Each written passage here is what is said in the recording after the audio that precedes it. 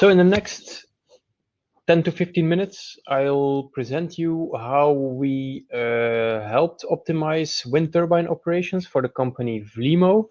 And what I'd like you to learn during this session is that open systems, open software, open protocols are very valuable in this respect. Even though this is a presentation about wind turbine operations, we have as much experience in the manufacturing and process industry world with the same technologies. So I believe many of the lessons learned here are practically or are valuable in the, let's say, the process industry, for example, as well. So if you take a look at this picture and also this picture, what you see is the port of Antwerp. Now, the port of Antwerp, as you may or may not know, this is Europe's second biggest port next to Rotterdam. So it's actually quite a big operation, as you can see from the photos. And across the port, there's industrial sites, logically, and also many commercial buildings. So operating wind turbines within the port of Antwerp comes with its own set of challenges. In fact, it's totally different compared to operating wind turbines and wind farms or at sea, for example, or in agricultural fields. Operating wind turbines in the port of Antwerp does come with its challenges. So the company Vleemo operates 34 of these turbines in the port of Antwerp across 6 wind farms. And when the wind is blowing really hard, their maximum power is at about 94 megawatts. So that's quite a lot already. Now, what is Vleemo's challenge? I mentioned Vleemo is an operator of wind turbines, so they are responsible, logically, for the operations. And as such a company, it is your responsibility to generate as much electricity as possible given variable weather conditions while staying within the regulatory boundaries.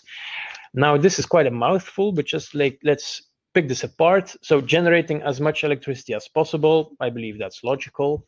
But there are two other things. First of all, you have variable weather conditions. You have to, of course, take the weather as it comes, especially the wind, for example, logically. So the weather conditions are variable, and it's up to you to make the most of it. Now, next to that, there's also regulatory boundaries, which limit you in your operations. And for wind turbines in the port, for example, in particular, there are 3 regulatory boundaries that are important. One of them is the sound, but this is not really in scope of this talk and our work, but the 2 others are. First one is ice formation. So in winter conditions, when it's freezing, you can get ice formation on the blades of the wind turbine. What happens if you have ice formation on the blades and your turbine would be spinning? You can probably imagine that some blocks of ice might be thrown off, and these are typically large pieces of ice which can damage the surrounding buildings and hopefully not hurt persons there. So the idea here, so the boundary that they have to take into account is that they need to stop the turbine as soon as ice is being detected or conditions for ice are there. You can, of course, turn on the blade heating, but it takes energy and it only works up to a certain degree. So it's classic course of operations is to stop the turbine as soon as ice is being detected. And very important for later in the presentation, you're only allowed to restart the turbine when all ice is gone after a visual check. So you cannot just rely on saying, for example, it's now 5 degrees above 0, so we're going to restart the turbine. No, you need to do a visual check. You need to go there, take your binoculars, and see whether the all ice is gone before you can restart. This does bring some challenges. Secondly, you have the shadow flicker, as you can see from the moving image. I hope it gives you a good impression of how horrible this must be. For example, in this case, live in such an area. Shadow flicker happens when the turbine blades rotate. They give shadow being cast, of course, when the sun is at the right angle and there's direct sunlight, so it's not clouded. The limits there are that you can get up to a maximum of 30 minutes per day of exposure and 8 hours per year. So you can probably already imagine the optimization potential there to maximize your 30 minutes and your 8 hours on windy days. You want to use your buffer of 30 minutes and 8 hours as much as possible. The main challenges in scope of this talk, we did much more than what we're going to talk about today. But the main challenges in the beginning were to identify where the most prominent sources of lost revenue were, and whether, if we have the data, whether we can then use that for operational improvement. So also something what you would, for example, do in OEE. And secondly, whether we can speed up ad hoc root cause analysis. So if there's a problem with the turbine, can we, because we have the data at our fingertips, can we quickly identify what's wrong and take appropriate action? Those were the two main challenges in the beginning. So in order to make that possible, we need data. We need centralized data. This is how the project for us started early 2018. We are collecting data from the 34, a little bit less back then, but all the wind turbines across the 6 wind farms. They are controlled via a SCADA system, and we interface with the SCADA system via the OPC-UA protocol. We have our OPC-UA collectors that are responsible for retrieving the data from the turbines, from the SCADA system. Once the data is collected, it needs to be stored somewhere. So here we added this into our factory cloud, which is a cloud instance of our factory historian software. So all data enters into the runtime, does validation of the data, adds some further metadata to it, and finally puts it into the database. And the classic use case of having all this data centrally available is dashboarding. That's typically the first thing that you do. So dashboarding can look like this, for instance. This is pretty normal, nothing fancy here, but it does give you already this high-level overview of what is happening with all your turbines across the Port of Antwerp. So here you have your all the green boxes show that your turbine is running as how it is supposed to be running. The orange ones show that it is in downtime, but it is planned downtime. You can see the in the middle, for example, that's a turbine in maintenance. Of course, in this case, you knew that the turbine was going to be in maintenance, so it's an orange box. And you can click on these and get more detailed information.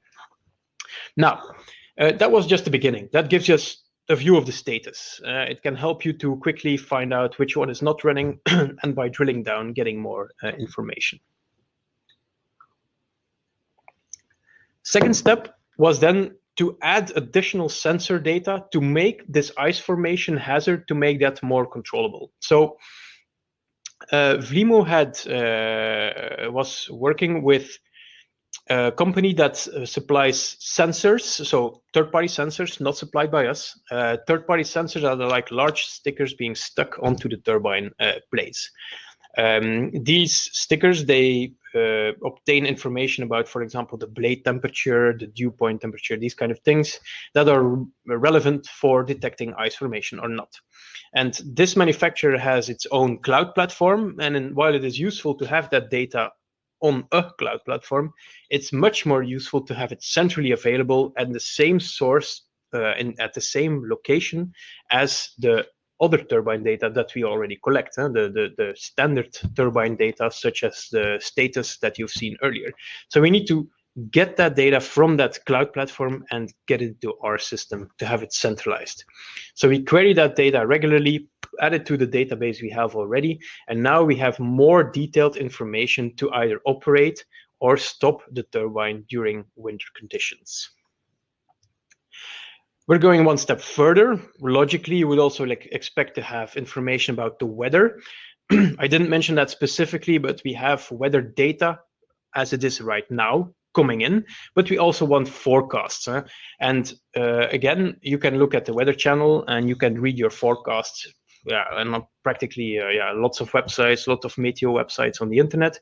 But it is again useful to have this data centrally available, added to the same database, so that within the same dashboarding environment, for example, you can see the data, trigger alerts, and look into the future on, for example, alerts for sub-zero forecasts. Now, why is that important? Because it helps you to improve the planning of your dispatching team. I mentioned in the beginning that you can only restart your turbine after ice formation has been perceived after visual inspection. So to do good, fast visual inspection when the temperatures are above zero, you need a well-planned dispatching team that goes around.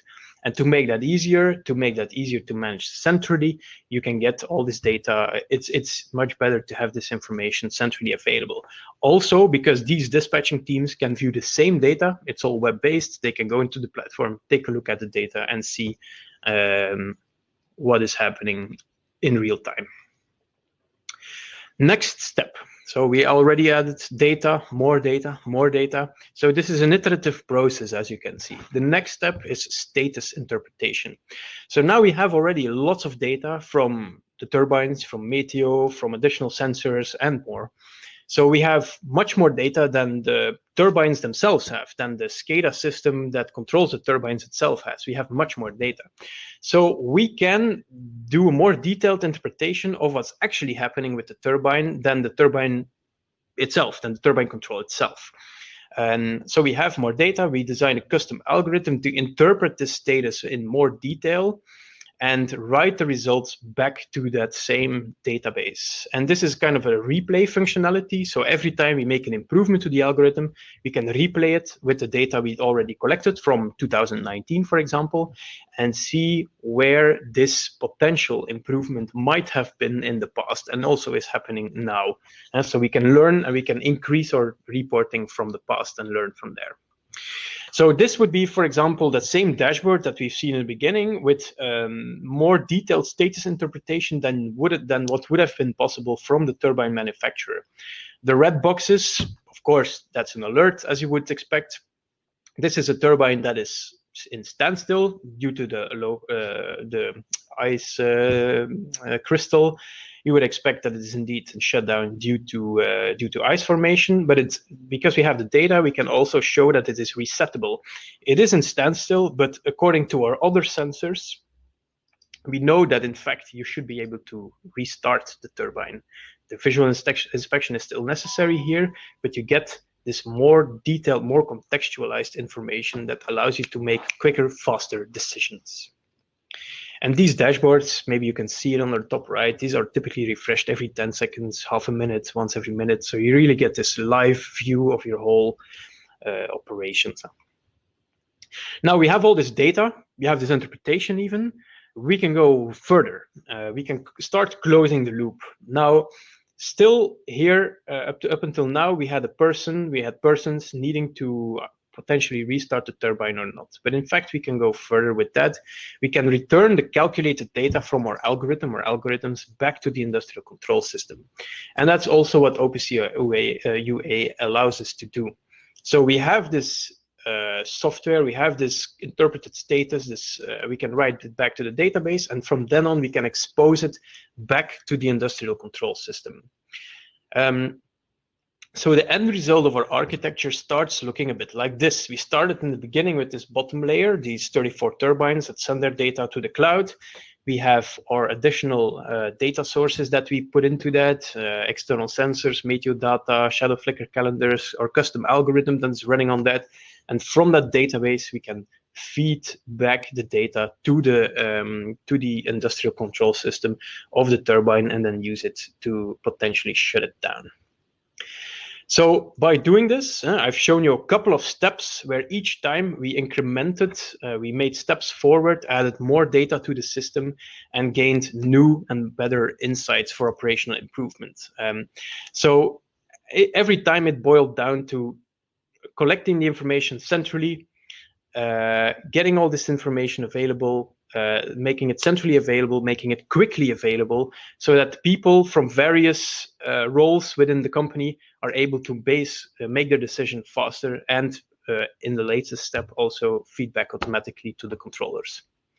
And what allows us to do this, and that's what we are strongly convinced of, is that the openness of these software components allowed us to do this flexible expansion.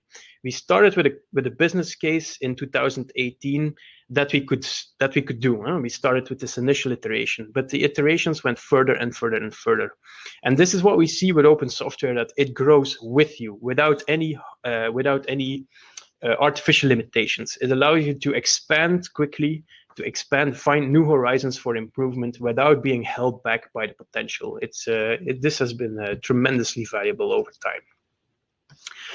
So Factory as a company, this is what we do daily. We're based in Ghent. Our activities are mainly aimed in the world of industrial IT.